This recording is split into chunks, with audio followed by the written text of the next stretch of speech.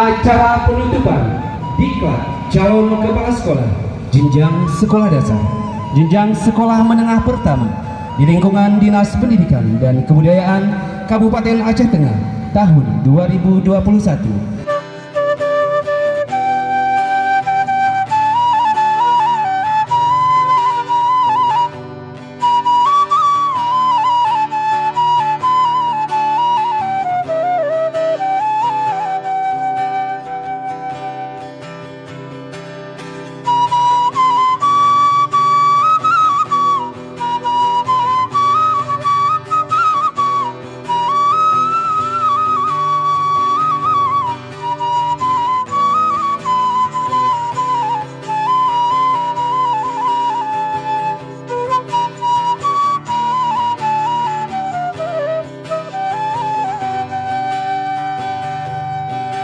Anak-anak kita sebagai generasi penerus saat ini memiliki tingkat inovasi dan kreativitas yang tinggi.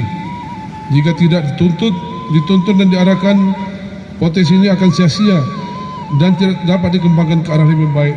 Kami mengharapkan kepada kepala sekolah tidak lengah dengan berbagai regulasi terkait dunia pendidikan, melainkan cepat melakukan penyesuaian dan beradaptasi dengan standar ketentuan yang berlaku. Jangan sukar untuk mencontoh lembaga pendidikan atau sekolah yang telah berkembang dan maju.